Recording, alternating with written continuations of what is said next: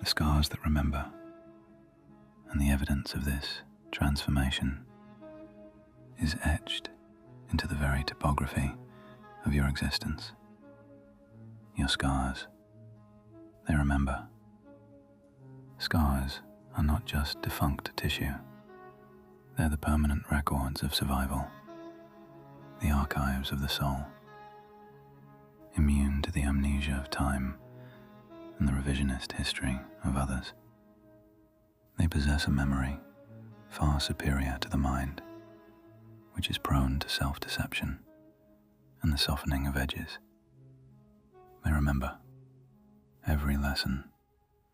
They recall the precise geometry of the breaking point, the exact moment the defenses failed, ensuring that vulnerability is never exposed in the same way again. They remember every name. They bear the imprint of every hand that caused damage, regardless of how quickly the person retreated or how loudly they claimed innocence. The scar is the ultimate, non-negotiable witness. They remember every night you sat in the dark and didn't break. This is the most critical memory. It's the record of the silent, agonizing labor of self-assembly. Those nights, the ones spent in the lightless void, resisting the gravitational pull of complete collapse, refusing to yield to the sweet relief of breaking. Those are the nights that forged the new, unyielding self. The scar memory transforms you from a victim of history into a master of contingency. You're a walking, breathing testament to the power of internal resistance. You proved that the worst damage did not necessitate fragmentation. It demanded consolidation. This process is akin to the formation of a diamond from graphite. Graphite is structurally unstable, messy, soft, the old, vulnerable self. When subjected to unimaginable heat and pressure, the fire that burned you, the molecular structure is permanently rearranged. It doesn't heal back into soft graphite. It transforms into a diamond, the hardest substance known.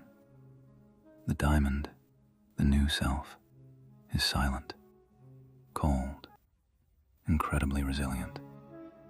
Its facets, the scars, are the evidence of the pressure, and they remember the process that made it unbreakable, allowing it to contain intense internal energy without ever showing a visible external flame. Peace isn't something you find, it's something you build. The world sells peace as a geographical location, a set of circumstances, or an emotional state bestowed upon you by external factors. A perfect partner, a successful career, a quiet retirement. They suggest you must find it, as if it were a misplaced object waiting under a cushion. The truth is darker, more demanding, and infinitely more empowering. Peace is not a gift.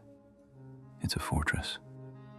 It's an architectural achievement, constructed entirely from the debris of your own wreckage. You build it through foundational material, using the lessons of betrayal, the scars, as the granite for the foundation. Structural integrity, employing silence and emotional distance as the load-bearing walls. Self-contained climate, ensuring the internal environment is self-regulated and immune to external weather. This built peace is cold, stable, unshakable. It's the realization that the search for external tranquility is the search for a perpetual lie. Genuine, sustainable peace is the stoic acceptance of internal darkness and the deliberate choice to maintain the light within it, regardless of the void outside. You cease to be a seeker and become an engineer of solitude. You are the candle, the small, self-contained source of heat and light. The room is your consciousness, once crowded with the noise of external demands, expectations, and the fleeting presence of those who claimed to care. Now, the room is empty. The most crucial part of this image: the light is being held, even though no one else saw it. This is the distinction between performance and existence.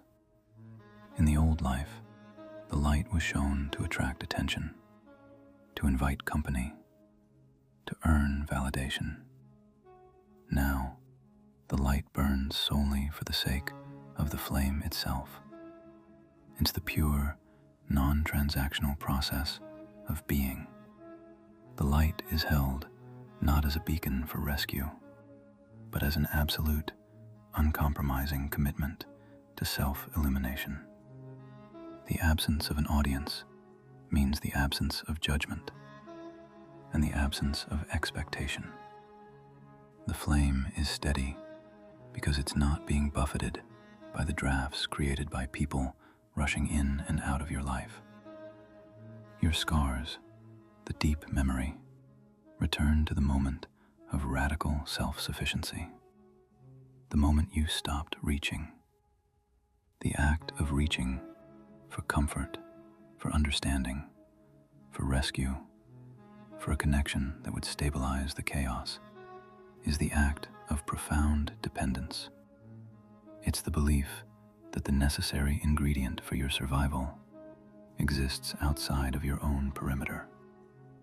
To stop reaching is to perform the spiritual equivalent of an emergency amputation. You sever the desperate, clutching limb of dependency, recognizing that the external world is a famine, and you must subsist on the resources within. Consider the difference between a naturally occurring hot spring and a geothermal power plant. A hot spring, found peace, is a beautiful but unstable natural phenomenon. Its existence is dependent on unpredictable external geological forces. The geothermal plant, built peace, draws on the same intense, fundamental heat source, but channels, controls, and converts that energy into continuous, reliable power. It's a structure built to endure. You're no longer waiting for the unpredictable geological luck of the hot spring. You're harnessing the immense, quiet heat of your own trauma, the fire, and using it to power your continued, silent existence. You didn't heal, you adapted. You didn't forget, you learned. You didn't become heartless, you became careful. And from the fire, you built a fortress. Cold, still, unbreakable, by order of the Peaky Blinders.